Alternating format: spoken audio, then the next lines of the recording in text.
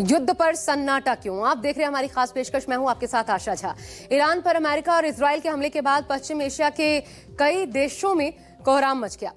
रफ्ता रफ्ता जंग की आग में नए नए मुल्क भी झुलसते जा रहे हैं और दुनिया भर में अमेरिका और इजराइल की आलोचना हो रही है। भारत में भी विपक्षी कांग्रेस ईरान पर अमेरिका और इजराइल के हमले की निंदा कर रहे हैं। तो साथ ही मोदी सरकार से ये सवाल पूछा जा रहा है कि आखिर भारत सरकार ने ईरान के सर्वोच्च नेता अयातुल्लाह खामेनी की हत्या की निंदा क्यों नहीं की? अब तक इस मामले में सरकार खामोश क्यों है और क्या इस चुप्पी से दुनिया में भारत की प्रतिष्ठा कम नहीं हो रही? सोमवार को यह सवाल कांग्रेस अध्यक्ष मल्लिकार्जुन खड़गे ने उठाया तो अब कांग्रेस संसदीय दल की नेता सोनिया गांधी ने अखबार में लेख के जरिए मोदी सरकार की विदेश नीति पर निशाना साधा है।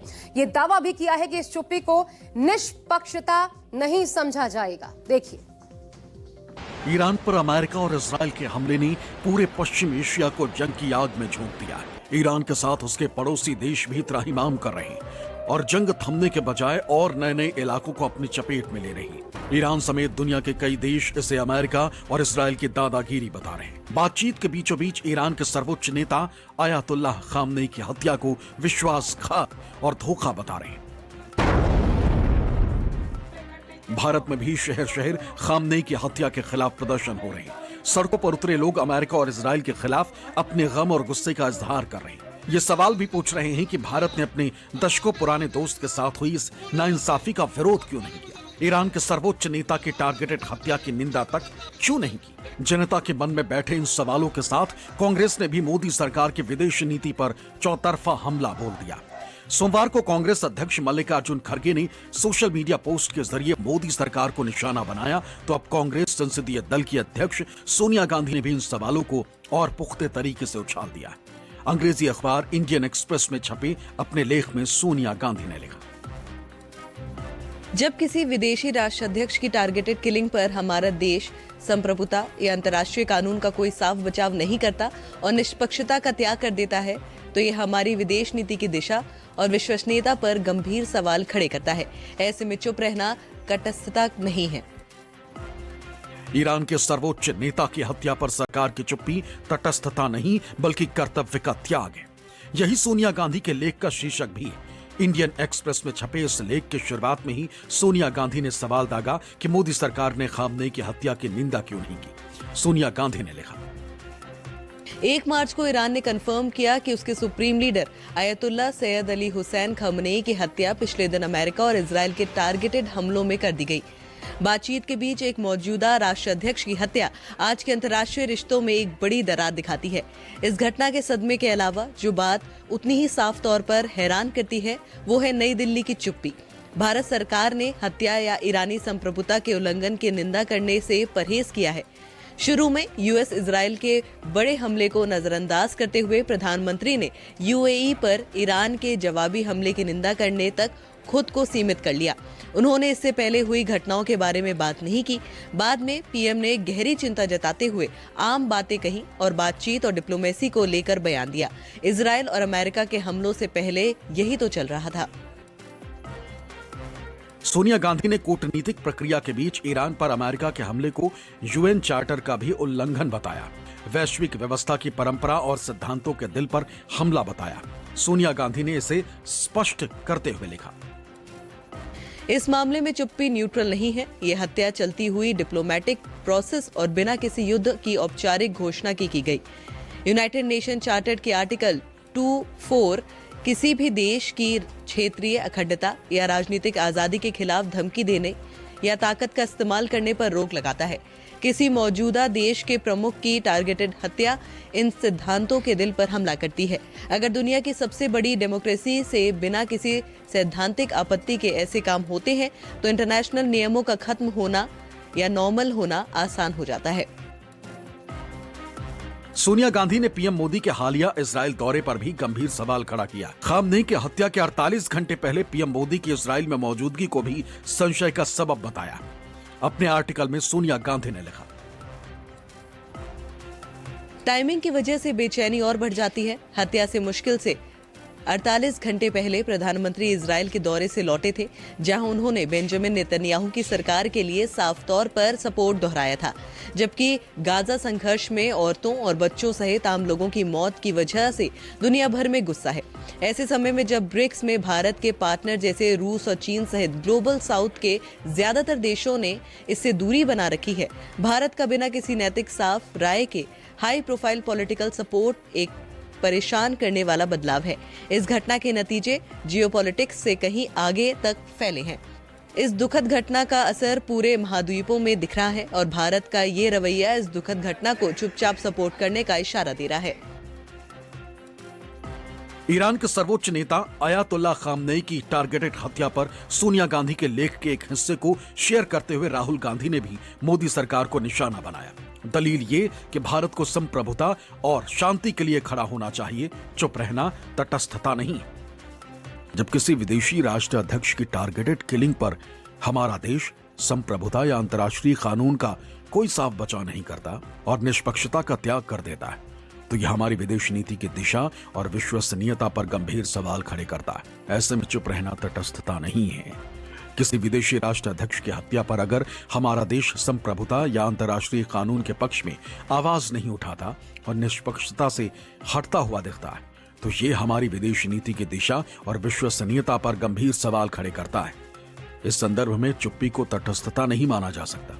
कांग्रेस संसदीय दल की अध्यक्ष सोनिया गांधी जी ने इस नाजुक वैश्विक परिदृश्य पर लिखते हुए इस बात पर जोर दिया है कि भारत को संप्रभुता और शांति के लिए खड़ा होना चाहिए और अपनी नैतिक शक्ति को पुनः प्राप्त करना चाहिए।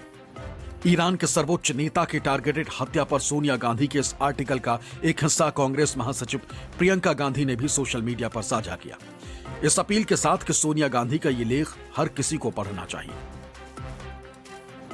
बातचीत जारी रहने के बीच एक मौजूदा राष्ट्राध्यक्ष की हत्या समकालीन अंतर्राष्ट्रीय संबंधों में एक गंभीर दरार पैदा करती है। फिर भी इस घटना के सदमे से परे नई दिल्ली की चुप्पी उतनी ही स्पष्ट रूप से सामने आती है।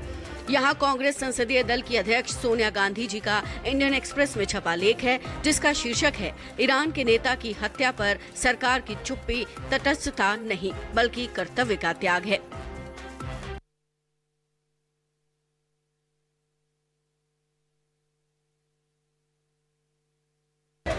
ईरान पर अमेरिका इजराइल के हमले और सुप्रीम लीडर खामनेई की हत्या के खिलाफ पूरी दुनिया गुस्से से उबल रही है और हिंदुस्तान के लोग भी सड़कों पर उतरकर इस हत्या की निंदा कर रहे हैं। मोदी सरकार की चुप्पी पर सवाल खड़े कर रहे हैं। हालांकि बीजेपी नेताओं ने भी इन सवालों पर चुप्पी साध रखी, लेकिन सोनिया गांधी का लेख आते ही मानो बीजेपी को मिर्ची लग गई। पार्टी ने खामनेई की हत्या पर भारत सरकार की चुप्पी का तो जवाब नहीं दिया, लेकिन सोनिया गांधी राहुल गांधी से लेकर पूरी पार्टी को कोसने लगी। प्रधानमंत्री नरेंद्र मोदी जी को सोनिया गांधी जी की सलाह की आवश्यकता नहीं है। सोनिया गांधी जी को चाहिए कि उनकी खुद की पार्टी जो धीरे धीरे गर्त में गिरती जा रही है उसकी ओर देखे तो ज्यादा अच्छा होगा। माननीय प्रधानमंत्री नरेंद्र मोदी जी जानते हैं कि कब कब कहां और किससे बात करनी और क्या निर्णय लेना। देखिए, सबकी मांगे ये है कि जिस तरीके से अमेरिकी और इजरायली साम्राज्यवादी गठजोड़ ने जो हमला किया है एक सार्वभौम देश पर और उसके सुप्रीम लीडर को जिस तरीके से खात्मा किया है, ये एक देश पर हमला नहीं बल्कि ये पूरे देशों के लिए एक खतरे की घंटी है कि जिस तरीके से अमेरिकी दादागिरी चल रही है, साम्राज्यवादी हमला चल रहा है, हम इसका विरोध करते हैं। जाहिर है भारत की जो विदेश नीति रही है, आज मौजूदा सरकार ने उस विदेश नीति के परखचे उड़ा दिए। प्रधानमंत्री सऊदी अरबिया के रूलर से बात कर रहे हैं, प्रधानमंत्री यूएई के रूलर से बात कर रहे हैं, लेकिन ईरान के हेड ऑफ द स्टेट से बात नहीं कर रहे, नेतन्याहू से बात कर रहे हैं। मैं पहले भी कह चुका हूं, प्रधानमंत्री इस्राइल गए थे और ऐसे मौके पर गए थे। देश के लोगों को शक है कि प्रधानमंत्री के मशवरे से ही ईरान पे जंग हुई है। कि आज उनका वो आलेख एक अंग्रेजी दैनिक में आया, उस आलेख को मैंने पढ़ा और उस आलेख में मतलब ये ना बीजेपी के लोगों को लगे, एक भारतीय दृष्टिकोण है। अधिकांश लोग सोशल मीडिया पे भी जाइए, लोग ये लिख रहे हैं, बोल रहे हैं। जो नहीं बोल रहे हैं, मैं आपको कह रहा हूं, बीजेपी के अंदर भी लोग चाहते थे कि एक संदेश तो जाए कम से कम। और वो संदेश क्या है? ये बहुत बात विचलित कर रही है। ईरान जो हमारा पारंपरिक मित्र है और जहां से हमारा व्यापारिक साझेदारी बहुत ज्यादा है, तेल का 50% आयात हमारा उधर से ही होता है और उसी रूट से होकर आता है। ऐसी परिस्थिति में जब आप यूएई से भी बात कर रहे हैं, सऊदी से भी बात कर रहे हैं, आप इजराइल से भी बात कर रहे हैं, तो हिंदुस्तान को न्यूट्रल नजर आना चाहिए। ईरान के लोगों को अपनी हुकूमत के बारे में खुद फैसला करना चाहिए। बाहर से ताकत का इस्तेमाल और ताकत का मुजाहिरा करके, बमबारी करके हुकूमतें बदलना, किसी भी अंतर्राष्ट्रीय कानून इस बात की इजाजत नहीं देती। कांग्रेस के पास ऑप्शन क्या है? दिल्ली में आया 0, बिहार में 0 ही आया, कुछ लोग जीत गए अपने दम पे। बंगाल के चुनाव में एक बात तय है कि चुनाव वो लड़ेंगे तब भी 0 आएगा, बाइकआउट कर ले तब भी 0 आने वाला है। सरकार कभी इतना निर्बल नहीं थी, इतना इनसिग्निफिकेंट या महत्वहीन नहीं रही। लेकिन पहले बार ऐसा देखा जा रहा है कि जब इतनी बड़ी घटना विश्व स्तर पर हो रही है और मिडिल ईस्ट पूरा युद्ध में शामिल हो चुका है, तो भारत सरकार का कोई ओपिनियन नहीं निकल के आ रही है। बोल रही है प्रधानमंत्री जी दोनों देशों के से वार्ता किए हैं और शांति के लिए उन्होंने पहल की है। अब उनके हिसाब से और प्रधानमंत्री के हिसाब से तो दोनों में बहुत अंतर है। अमेरिका और इजराइल मिलके सब चला है और अमेरिका की राजनीति ऐसी है कि हमारे हम जो बोलेंगे वैसा ये दुनिया चलेगी, विश्व कैसा चलेगा अमेरिका बोलेगी वैसा। ये बिल्कुल गलत बात है। दूसरे के देशों में कौन राज करेगा कौन नहीं करेगा ये आप क्यों तय करते हो? इसका मतलब आप कुछ जानते नहीं, आप कुछ मानते ही नहीं, आप अपनी राजनीति चलाते हो और हर जगह पूरी दुनिया का कैसा एक्सप्लॉयटेशन करने का ये इसलिए सब चला है और उसमें हमारी सरकार कुछ बोलती नहीं। कमाल की बात है। बीजेपी नेताओं की इस बौखलाहट का राहुल पर कोई असर नहीं पड़ा और उन्होंने एक बार फिर इसी मुद्दे को लेकर सरकार को विदेश नीति का पाठ पढ़ाया। एक्स पर राहुल गांधी ने लिखा, अमेरिका, इजराइल और ईरान के बीच बढ़ते तनाव से यह नाजुक क्षेत्र व्यापक संघर्ष की ओर बढ़ रहा है। करोड़ों लोग, जिनमें लगभग 1 करोड़ भारतीय भी शामिल हैं, अनिश्चितता के घेरे में। सुरक्षा संबंधी चिंताएं वास्तविक हैं, लेकिन संप्रभुता का उल्लंघन करने वाले हमले संकट को और भी गंभीर बना देंगे। ईरान पर एक तरफा हमले, साथ ही ईरान द्वारा अन्य मध्य पूर्वी देशों पर किए गए हमले, दोनों की निंदा की जानी चाहिए। हिंसा से हिंसा ही उत्पन्न होती है। शांति का एकमात्र मार्ग संवाद और संयम ही है।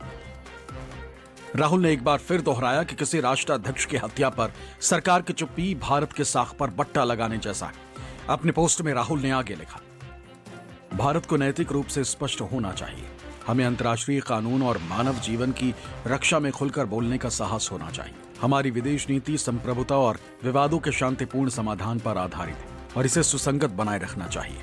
प्रधानमंत्री मोदी को खुलकर बोलना चाहिए क्योंकि वो विश्व व्यवस्था को परिभाषित करने के तरीके के रूप में किसी राष्ट्राध्यक्ष की हत्या का समर्थन करते हैं।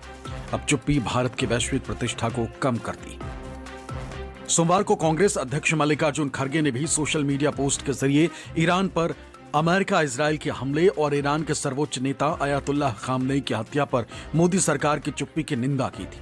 वेनेजुएला और ईरान का उदाहरण देते हुए खड़गे ने सवाल दागा था कि क्या भारत अमेरिका और इजराइल की दादागिरी का समर्थन कर रहा है, और अगर हाँ तो फिर इससे दुनिया में भारत की इज्जत कम नहीं होती। बीजेपी ने खड़गे के सवालों का भी कोई जवाब नहीं दिया और हमेशा की तरह कांग्रेस को कोसने में मशगूल हो गई। हमने सदैव शांति और स्थिरता बनाए रखने का आह्वान किया है और जब दो लोकतंत्र साथ खड़े होते हैं तो शांति की आवाज और भी सशक्त हो जाती है। पश्चिम एशिया की वर्तमान स्थिति हमारे लिए गहरी चिंता का विषय है। भारत डायलॉग और डिप्लोमेसी के माध्यम से सभी विवादों का समाधान का समर्थन करता है। इस क्षेत्र में मौजूद सभी भारतीय नागरिकों की सुरक्षा के लिए हम सभी देशों के साथ मिलकर काम करते रहेंगे। खामनेई साहब का जाना दुनिया के लिए एक इबरत का मकाम है। आज खामनेई के साथ हुआ है, मादुरो के साथ हुआ, कल किसी के भी साथ हो जाएगा। अमेरिका को तो बिल्कुल एकदम खुला छूट मिली हुई है, जहां चाहे जब चाहे जिसको चाहे उड़ा दे। हम महाशक्ति बन रहे थे, कहां है हम महाशक्ति? विश्वगुरु थे, कहां है विश्वगुरु? अपने दोस्त के मरने पर 2 लफ्ज दुख भी नहीं व्यक्त कर सकते। इतना डर, इतना खौफ किस बात का है भाई? कांग्रेस नाकारा पार्टी हो गई है, कांग्रेस बेरोजगार पार्टी हो गई है। केवल और केवल विरोध वो कांग्रेस के डीएनए में है। तो कांग्रेस क्या करती है, इससे ना तो कांग्रेस के कार्यकर्ताओं पर कोई असर होता है और जनता तो कांग्रेस के असली चेहरे को देख चुकी है। आप किसी हेड ऑफ द स्टेट को कैसे मार सकते हैं? इससे ज्यादा आतंक की बात और क्या हो सकती है? अमेरिका और इस्राइल मिलके इस तरीके के काम पूरी दुनिया के अंदर कर रहे हैं। वेनेजुएला के अंदर हेड ऑफ द स्टेट को गिरफ्तार करके ले गए, इराक तबाह कर दिया, लीबिया तबाह कर दिया। अब मैक्सिको पे आपकी नजर है, क्यूबा पे आपकी नजर है, ईरान को तबाह करना चाहते हैं। अपनी ताकत की बुनियाद पे मनमानी कर रहे हैं। जितनी निंदा की जाए इतना कम है। अब ये कहना है कि नहीं प्रधानमंत्री जी को मालूम था तो फिर क्यों इजराइल कह रहे? देश के प्रधानमंत्री का दौरा एडवांस में तय होता है, कोई 1-2 दिन पहले तय नहीं होता है। उसके उद्देश्य होते हैं। डिफेंस पार्टनर है इजराइल हमारा, आतंकवाद की लड़ाई में हम लोग मिलकर लड़ रहे हैं। तब ये कहना है कि अरे 2 दिन के बाद ये होना था तो हम क्यों गए, ये इससे बड़ा बचकाना बिहेवियर मुझे नहीं लगता है कि विपक्ष द्वारा कभी हो सकता है। ये जो हो रहा है ना, हमारे प्रधानमंत्री भी जाके उनके साथ में बैठ के बात कर रहे हैं ना, मैं समझता हूँ कि इसकी निंदा सभी लोग कर रहे हैं और उनके जाने के फौरन बाद ये लड़ाई शुरू होती है। इसमें क्या राज है, क्या चीज मालूम पड़ना चाहिए। दुनिया को धोखा दिया जा रहा है और इससे पहले भी जो इराक पर हमला किया गया था, यही झूठ बोलकर हमला किया गया था कि वहाँ के ऊपर मास डिस्ट्रक्शन की वहाँ के ऊपर तमाम असलहे मौजूद हैं और उसके बाद इराक को ख़त्म करके वहाँ पर कुछ भी नहीं मिला। पता चला सिर्फ झूठ था और सिर्फ बहाना था। ईरान के ऊपर भी यही बहाना करके जो है हमला किया गया कि वो एटम बम बना रहा है। भारत को हमेशा साथ देना चाहिए था, इसलिए कि ईरान ने हमेशा भारत का साथ दिया है, भारत का पक्ष लिया है ईरान ने। और ईरान से हमारे हर तरह के ताल्लुकात हैं, डिप्लोमेटिक रिलेशन है, हमारे जो है वो बिजनेस रिलेशन है, इकोनॉमिक रिलेशनशिप है हमारी इसके साथ में, और बहुत सारी चीज़ों के अंदर हमारी साझेदारी है। तो ऐसे वक्त में पूरी तरह से भारत को ईरान का साथ देना चाहिए था और अमेरिका को इससे रोकने की कोशिश करनी चाहिए। देखिए, ये सीधे सीधे दादागिरी है कि अगर हमारी बात नहीं मानोगे तो हम निस्त व नाबूद कर देंगे, समाप्त कर देंगे, खाक में मिला देंगे वाली बात है। तो ये तो मैं समझता हूँ कि एक गलत परंपरा की शुरुआत हो गई है। हमारा जो संयुक्त राष्ट्र है या इस तरह के जो अंतर्राष्ट्रीय फोरम है, आज वो बेमानी होकर रह गए। बिल्कुल ठीक कहा है प्रधानमंत्री जी ने। दुनिया के लिए अच्छी स्थिति यही होती है कि युद्ध का वातावरण न हो, शांति का वातावरण रहे। ईरान के सुप्रीम लीडर आयतुल्लाह खामेनेई एक ऐसी शख्सियत थी जिसको पूरा विश्व मानता था, इजराइल छोड़कर। भारत का सच्चा मित्र रहा। भारत के संकट के घड़ी में हमेशा खामेनेई साहब ने हमें समर्थन दिया, हमें मदद की है। चाहे भारत पाक युद्ध हो, चाहे कश्मीर का मुद्दा हो, हमेशा ईरान भारत के साथ खड़ा रहा। भारत ईरान के साथ ही था। भारत की विदेश नीति ईरान के सपोर्ट में ही है, शुरू से ही है, कोई नया नहीं है। और ये खामियाजा हमें भुगतना पड़ेगा, देश को भुगतना पड़ेगा। दिखाई दे रहे हैं हालात हमें।